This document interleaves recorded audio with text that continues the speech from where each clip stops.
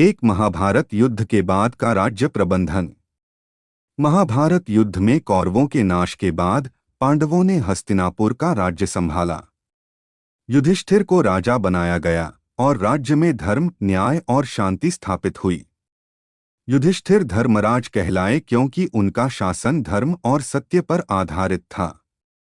श्री कृष्ण ने युद्ध के बाद पांडवों को मार्गदर्शन दिया और उन्हें धर्म की स्थिरता बनाए रखने के लिए प्रेरित किया। युद्ध में अपार हानि हुई थी। हस्तिनापुर और अन्य राज्यों को पुनर्निर्माण की आवश्यकता थी। 2 यदुवंश का विनाश। श्री कृष्ण के यदुवंश का विनाश कलियुग के आरंभ का मुख्य संकेत था। सामूहिक विनाश की शुरुआत। यादवों के बीच आपसी वैमनस्य बढ़ गया। भगवान श्री कृष्ण ने स्वयं जान लिया था कि यह युग समाप्त होने वाला है। प्रभास क्षेत्र में यादवों ने मदिरापान किया और आपस में झगड़ा शुरू कर दिया। उस झगड़े में सभी यादव मारे गए। यह घटना श्री कृष्ण की लीलाओं का अंतिम चरण मानी जाती है। बलराम का देहत्याग। बलराम जी, जो श्री कृष्ण के बड़े भाई और शेषनाग के अवतार थे, ने ध्यानमग्न होकर समुद्र किनारे अपने प्राण त्याग दिए। श्री कृष्ण का देहत्याग। प्रभास क्षेत्र में यादवों के विनाश के बाद श्री कृष्ण ने भी अपनी लीला समाप्त की। श्री कृष्ण ने एक पीपल के पेड़ के नीचे ध्यानस्थ होकर विश्राम किया। जरा नामक एक शिकारी ने उन्हें हिरण समझकर तीर चला दिया। तीर उनके पैर के तलवे में लगा और इसी घटना को उनके देहत्याग का कारण बताया जाता है। श्री कृष्ण ने जरा को आशीर्वाद दिया और कहा कि यह घटना पूर्वनिर्धारित थी। 3 पांडवों का स्वर्गारोहण। श्री कृष्ण के देहत्याग के बाद पांडवों ने भी संसारिक मोहमाया को त्याग दिया। युधिष्ठिर का निर्णय। युधिष्ठिर ने राज्य छोड़कर हिमालय की ओर जाने का निर्णय लिया। पांडवों के साथ द्रौपदी भी इस यात्रा में शामिल हुई। यह यात्रा उनकी आत्मा को शुद्ध करने और मोक्ष प्राप्त करने के लिए थी। स्वर्गारोहण की यात्रा। इस यात्रा में एक एक करके द्रौपदी और अन्य पांडव अपने कर्मों के अनुसार गिरते गए और स्वर्ग को प्राप्त हुए। युधिष्ठिर अंत में अकेले स्वर्ग पहुंचे। उन्हें उनके धर्म और सत्य की परीक्षा के लिए धर्मराज ने मार्गदर्शन दिया। 4 कलियुग का आरंभ। श्री कृष्ण के देहत्याग के साथ ही द्वापर युग समाप्त हुआ और कलियुग का आरंभ हुआ। कलियुग के लक्षण। धर्म के 4 पायों में से केवल एक ही शेष रहा। मनुष्य भौतिक सुखों में लिप्त हो गया और धर्म, सत्य और भक्ति से दूर होता चला गया। पाप, झूठ और अधर्म समाज में बढ़ने लगे। रिश्वत, छलकपट और धोखाधड़ी आम हो गए। राजा परीक्षित और कलियुग का प्रसार। युधिष्ठिर के पोते और अभिमन्यु के पुत्र परीक्षित ने हस्तिनापुर का राज्य संभाला। परीक्षित को श्राप मिला कि एक सर्प तक्षक उनके प्राण लेगा। परीक्षित ने मृत्यु के पहले 7 दिनों तक श्रीमद्भागवत कथा सुनी। इस कथा में भगवान श्री कृष्ण की लीलाओं और उपदेशों का वर्णन है। 5 कलियुग के मुख्य प्रभाव। भक्ति में कमी।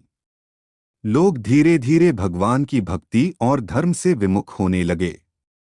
पूजा और भक्ति में स्वार्थ आने लगा।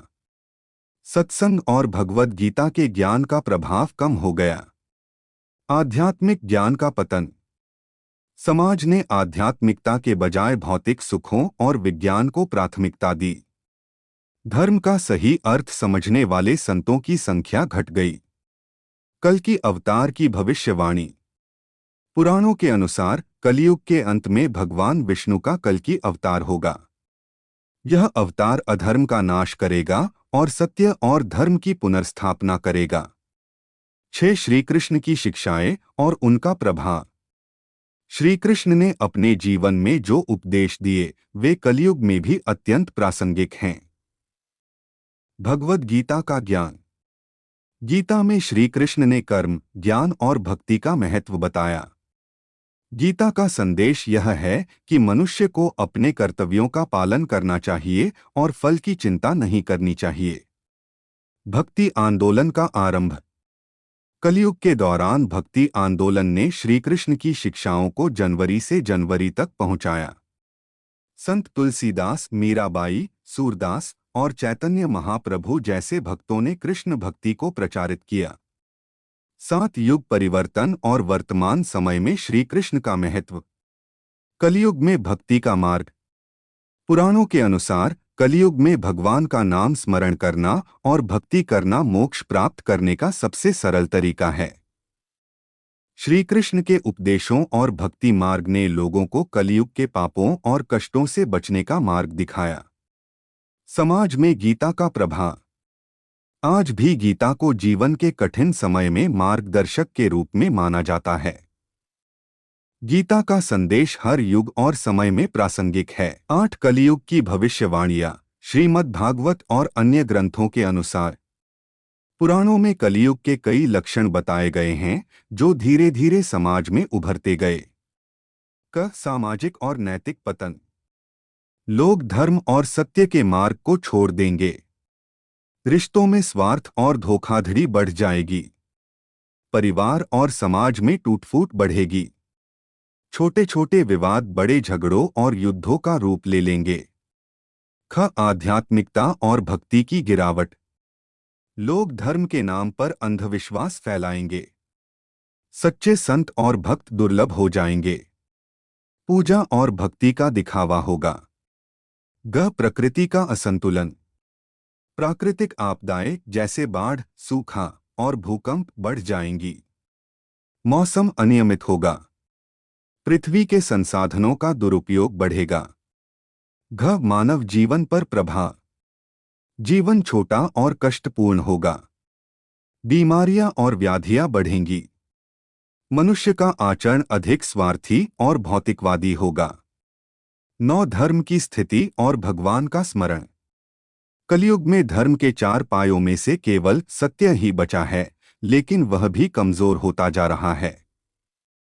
भगवान विष्णु ने इस युग में नाम स्मरण, भजन, कीर्तन और जप को मोक्ष प्राप्त करने का सबसे सरल मार्ग बताया है। भागवत पुराण में कहा गया है, कलो तद हरि कीर्तनात्, अर्थात कलयुग में केवल भगवान का नाम जपने से ही मोक्ष संभव है। कलयुग में भक्ति आंदोलन। कई महान संतों और भक्तों ने इस युग में भगवान की भक्ति का प्रचार किया। सूरदास, जिन्होंने कृष्ण की बाल लीलाओं का वर्णन किया। मीराबाई, उनकी भक्ति प्रेम और समर्पण की मिसाल बनी। चैतन्य महाप्रभु, जिन्होंने हरिनाम संकीर्तन का प्रचार किया। 10 कलयुग के अंत की भविष्यवाणी। कल की अवतार। पुराणों के अनुसार कलयुग के अंत में भगवान विष्णु का कल की अवतार होगा। कल की अवतार की कथा। कल की भगवान विष्णु के 10वें अवतार होंगे। वे घोड़े पर सवार होंगे और हाथ में तलवार लिए होंगे। वे अधर्म, पाप और अन्याय का नाश करेंगे। वे सत्ययुग की स्थापना करेंगे और पृथ्वी पर धर्म और शांति को पुनः स्थापित करेंगे। कलयुग का अंत। कलयुग के अंत में दुनिया में महाविनाश होगा। इसके बाद सत्ययुग का पुनरारंभ होगा। यह एक चक्र है जो सृष्टि के आरंभ से चलता आ रहा है। 11 कलयुग में भगवान श्री कृष्ण का प्रभाव। गीता का संदेश। कलयुग में भी भगवद गीता का ज्ञान मानवता को सही मार्ग दिखा रहा है। गीता का मुख्य संदेश निष्काम कर्म, बिना फल की इच्छा के कर्म करना है। गीता में भक्ति योग, भक्ति के माध्यम से मोक्ष का वर्णन है। श्री कृष्ण के नाम की महिमा। कहा गया है कि जो व्यक्ति इस युग में हरे कृष्ण मंत्र का जाप करता है, वह जीवन के पापों से मुक्त हो सकता है। कृष्ण के प्रति सच्चा प्रेम और समर्पण व्यक्ति को कलयुग की बुराइयों से बचा सकता है। 12 वर्तमान समय और कलयुग का प्रभाव। आज का समय कलयुग के चरम की ओर बढ़ रहा है। समाज में धर्म और सत्य का पतन हो रहा है। लोग आत्मिक सुख से अधिक भौतिक सुखों पर ध्यान दे रहे हैं। विज्ञान और प्रौद्योगिकी ने जीवन को आसान बनाया है, लेकिन आध्यात्मिकता में कमी आई है। कलयुग में जीने का सही मार्ग। भगवान श्री कृष्ण ने अपने उपदेशों में यह स्पष्ट किया है कि कलयुग में सत्य, भक्ति और नाम स्मरण के माध्यम से ही मुक्ति संभव है। धर्म का पालन करना और अपने कर्मों में सत्यनिष्ठा रखना आवश्यक है। कलयुग, जो अधर्म और पाप का युग है, में भी भगवान की कृपा और भक्ति के माध्यम से मोक्ष संभव है। श्री कृष्ण की शिक्षाएं आज भी प्रासंगिक हैं और हमें सच्चे धर्म के मार्ग पर चलने की प्रेरणा देती हैं। गीता के उपदेश और कृष्ण भक्ति हमें जीवन की कठिनाइयों से पार पाने का मार्ग दिखाते हैं। धन्यवाद दोस्तों, इस वीडियो को देखने के लिए। अगर आपको यह वीडियो पसंद आए हो तो इसे लाइक करना न भूलें, अपने विचार कमेंट में ज़रूर बताएं और चैनल को सब्सक्राइब करें। नई और मज़ेदार वीडियो के लिए बेल आइकन दबाएं ताकि आपको हर अपडेट सबसे पहले मिले। अगली बार फिर मिलेंगे, तब तक के लिए खुश रहें, स्वस्थ रहें और सीखते रहें।